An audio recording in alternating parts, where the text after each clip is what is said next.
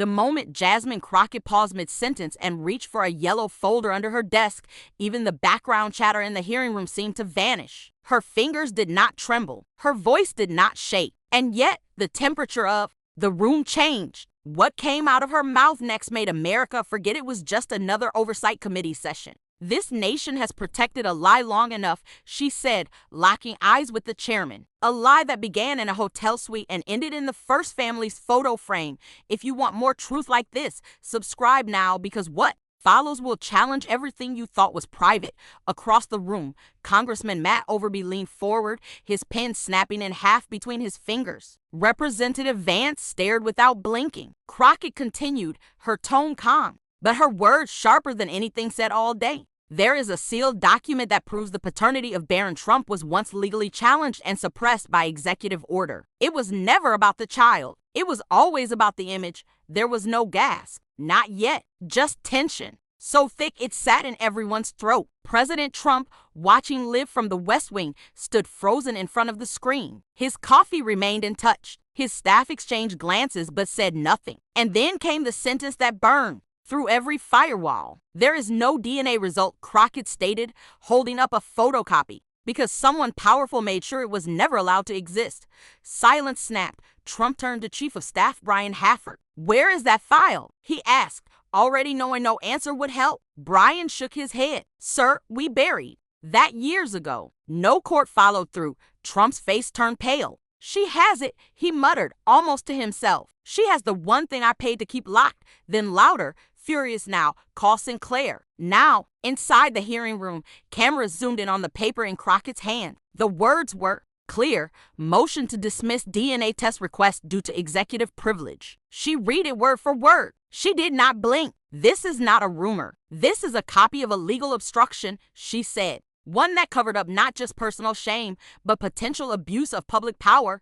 That was the crack. The first one. Phones across the Capitol started buzzing. Staffers whispered into each other's ears. But Crockett did not stop. I am not making claims, she added. I am reading government paper that none of you wanted to look at.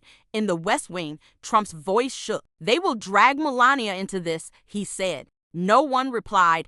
Jasmine Crockett placed the paper flat on the desk, looked straight into the camera, and said, the president did not lie to protect his family. He lied to protect himself. And now that truth is sitting here in my hand, and still she had not opened the folder. Not yet.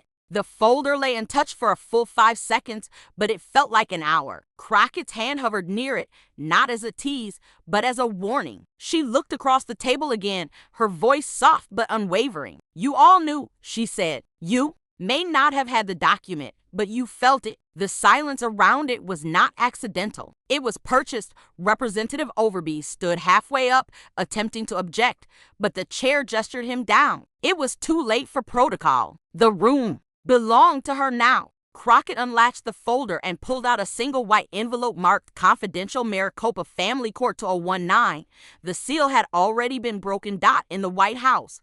Trump was pacing now. That cannot be the original. That cannot be what I think it is. Hope Sinclair, his legal advisor, was already dialing to different numbers. We have to prepare a counterstatement. We cannot let her control the narrative. Trump stopped walking. You are not hearing me, he said. If that envelope is what I think it is, no statement will matter. It is over. Back inside the chamber, Crockett opened the envelope slowly and slid out the papers, one by one, facing them to the committee. This is the court's acknowledgement of a DNA test request filed under the name Talia Bree versus John D. Trump. This is the official response from Trump's lawyers asking for a delay. This one, she said, holding up a page with a printed signature, is the motion to dismiss the request on the grounds of extraordinary executive obligation. And this, she said, unfolding the final page, is the judge's comment, handwritten, that the court was advised to seal the file due to national security risk. She let the final line sit in the air. National security was used to avoid a paternity test. That was the moment the silence broke. Gasps. Papers shifting. Voices rising. One congressman turned his chair toward the wall like he could hide from what he had just seen. Another staffer walked out entirely. Crockett remained still. Trump gripped the edge of the table in the Roosevelt room. She is blowing this up from inside Congress, not media. not leaks, not rumor. From the damn hearing itself, Sinclair turned to him. She is not alone. This means someone inside the Arizona court leaked the contents. The judge, the clerk, or worse, the mother. Trump looked at her sharply. You said she was buried. Sinclair nodded. She was, but graves do not stay quiet forever. Back in the hearing, one reporter whispered into their mic, "We are watching a sitting member of Congress confirm that a president used legal power to suppress a personal scandal that may have compromised his office." Crockett closed the folder now and said one more line, without anger, without force. This is not about a child. This is about a pattern. A lie so old, it started to look like truth. And still, she had not said the mother's name. Not yet. Crockett's voice dropped even lower, like she was inviting the entire room to lean closer. "Some of you will say I crossed a line today," she said. "Eyes locked on the committee. But the line was crossed when this child was used as a shield to protect a man's ambition. I am not revealing family secrets. I am exposing political deception." Her tone was steady, not theatrical. The kind of steady that frightens powerful people more than rage ever could. In the Roosevelt room, Trump had gone quiet. Too quiet. He sat back down, breathing through his nose, tapping his finger on the armrest. "She has not said the name," he muttered. "She will not say the name, but he was wrong." In the hearing room, Crockett reached for a second document, not from the folder, but from her own bag. She unfolded it and held it up so clearly that the camera feed zoomed without being told. This is an employment affidavit from 2005. It comes from a hospital in Phoenix, Arizona. The name on it is Genevieve Larkinson. At that time, she worked as a surgical tech. She later filed a sealed motion in family court under the alias Talia Bree. The reaction was instant. Gasps. Chairperson Reuben Geller banged his gavel once, then again, to regain order. "Congresswoman Crockett, I urge you to reconsider the direction of your remarks," but she had already pivoted. "The woman who filed that motion never wanted this. She signed an NDA. She moved cities. She changed her name, not to gain anything, but to escape what had been forced on her. She was not after money. She wanted to disappear. That was the price she paid for." Silence in the White House. Hafford turned to Sinclair. "She said her name. He is going to lose it." Trump stood again, walked toward the TV. "Genevieve," he said quietly. "That is her name. That is what she is going with." Sinclair did not speak. He laughed once, not out of humor, but from that dry place between fear and fury. She was never supposed to resurface. Not her. Not this. That agreement was airtight. Sinclair leaned in. "Sir, the agreement only works if no one else has access to the documents." Clearly, someone inside the court broke the seal. And now, the story is no longer private. Trump threw his hands in the air. "You do not say her name unless you are ready for war." Back in the hearing room, Crockett was not flinching. Genevieve Larkinson had no platform, no media team, no power, just a memory, a sealed document, and a truth she buried to protect her son from a political world that never deserved him. There it was, the shift. This was no longer about just a file. This was about a woman, a child, and a nation asked to look away. And still, the child's name had not been mentioned. Not once, not yet. Trump stood in front of the television screen, his hands clenched into fists, eyes fixed on Crockett's image. "She is making a martyr out of her," he muttered. "Genevieve. That is how this all comes back. One name." His voice cracked, not with sadness, but with rage. Hope Sinclair remained seated, flipping through her phone, searching for the last copy of the signed NDA. "We need to confirm what version she signed. If it was the pre-2009 draft, there may be a loophole." Trump turned sharply. "Loopholes will not fix what is already out."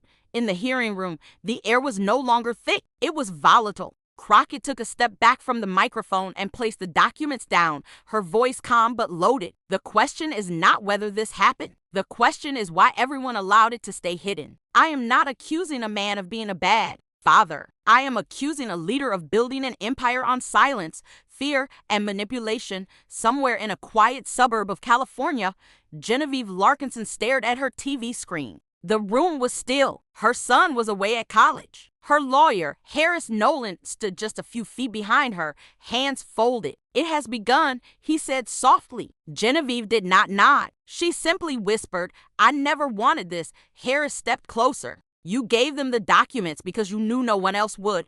Her eyes stayed on the screen. "I gave her the truth. That was all I had left.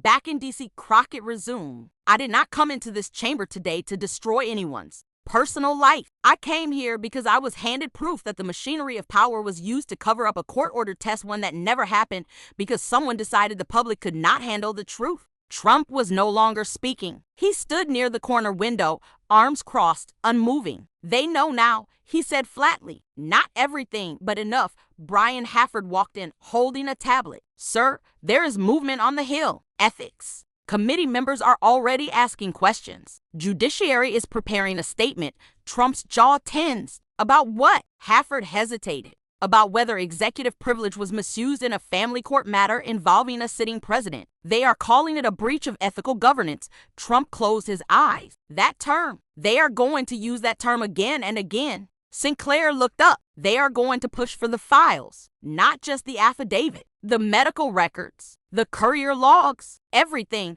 Trump turned around slowly. Then they will find the payment, he said. And when they do, they will know. Hafford spoke carefully. Know what, sir? Trump's voice was low. That I never wanted a test because I already knew the answer, and still, outside that chamber, millions had not yet heard that line. But they would, and the next wave was already building.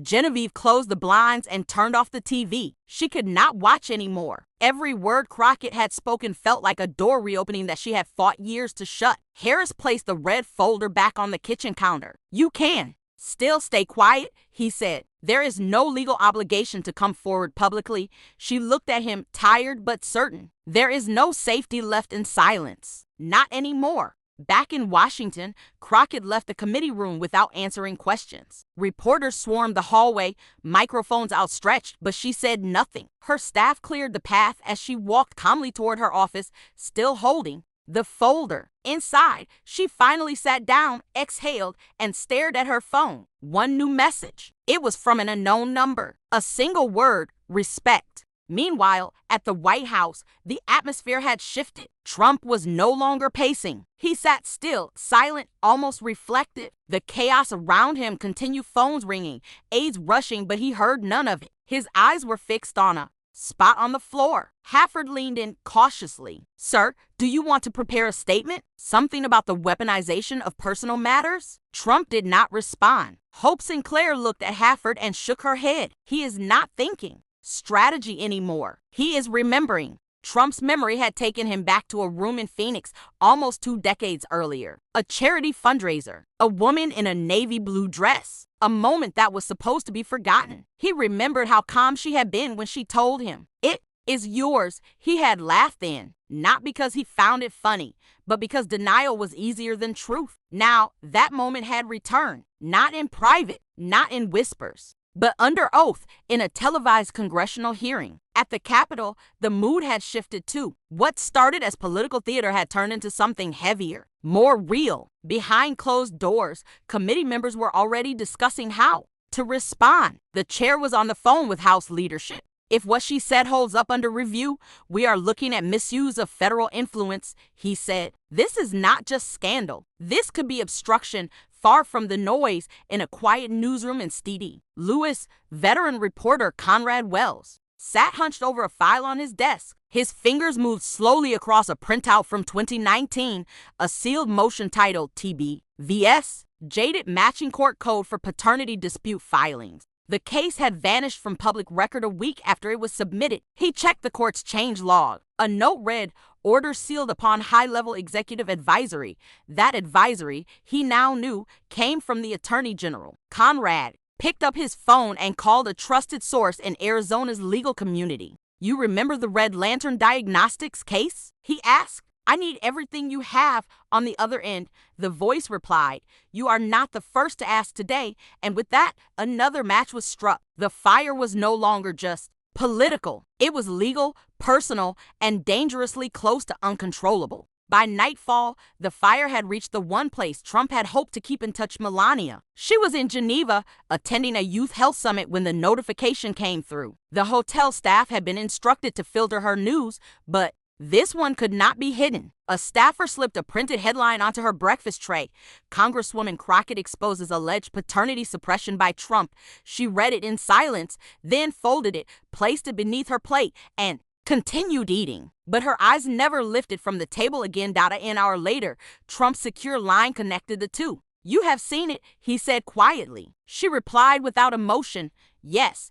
He paused, searching for a sentence that would make it feel less than what it was. "It was handled a long time ago."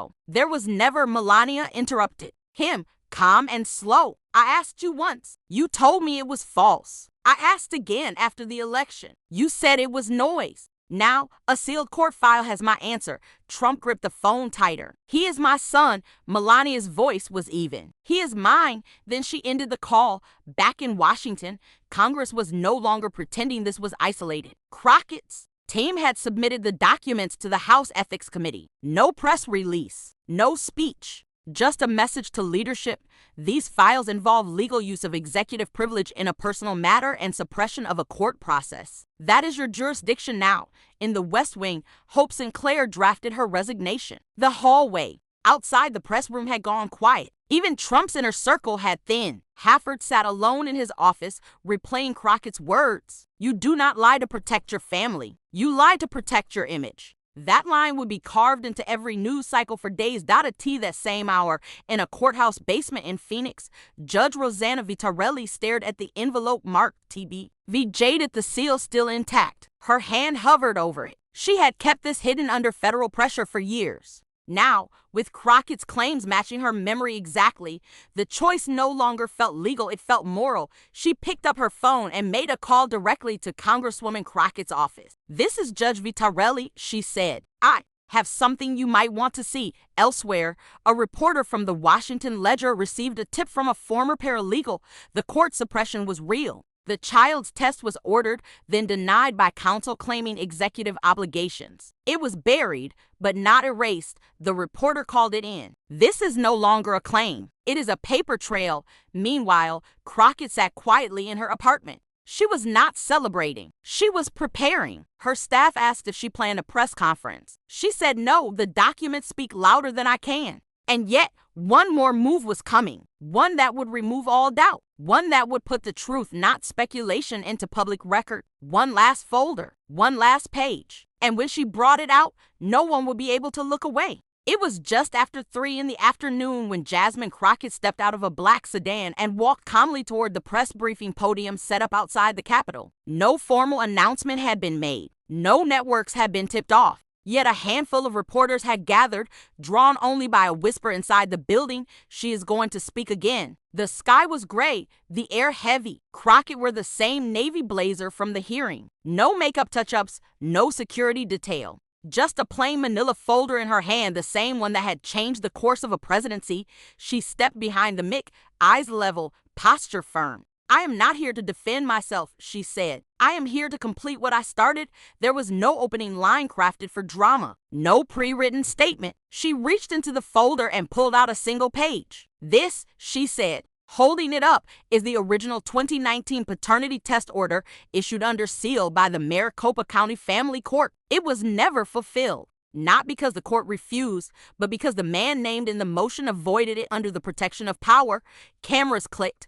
Pens froze. Crockett continued, her voice unwavering. "There is no DNA result because there was no test. There was only influence. There was only fear." Inside the White House, the feed played live on a muted screen. Trump stood in the hallway, watching, arms folded. Sinclair was gone. Hafford was nowhere to be found. The circle had broken. Alone now, he listened to a voice he had tried to dismiss. Just a week earlier, now broadcasting what he had once paid to keep hidden, Crockett placed the page on the podium. "This document is now part of public record. I have submitted copies to the House Ethics Committee, the Department of Justice, and the Public Record Office. It will not be redacted. It will not be sealed again." A reporter called out, "Congresswoman, are you releasing the full affidavit too?" She nodded once. "It has been submitted alongside this order. Everything I spoke of is now available for review by any citizen who wishes to know the truth." Another reporter asked, "Are you concerned this will hurt you politically?" Crockett gave a faint smile. "Truth does not hurt. It heals. Even when it burns." By evening, the documents were published by multiple outlets. No paywall, no commentary, just pages. The DNA test request, the legal delays, the executive order for dismissal, the court note citing national security, and the NDA that matched the payment logs across the country. People read it in silence. Some wept, some turned away, some whispered to themselves what they never thought they would admit he hid it. But the story was no longer just about Trump. It was about power, about the price of secrets, and about one woman who refused to let silence win. Crockett walked away from the podium without another word. But her final act had spoken enough. Truth, once buried, had risen, not in rage, not in revenge, but in full view where it always belonged.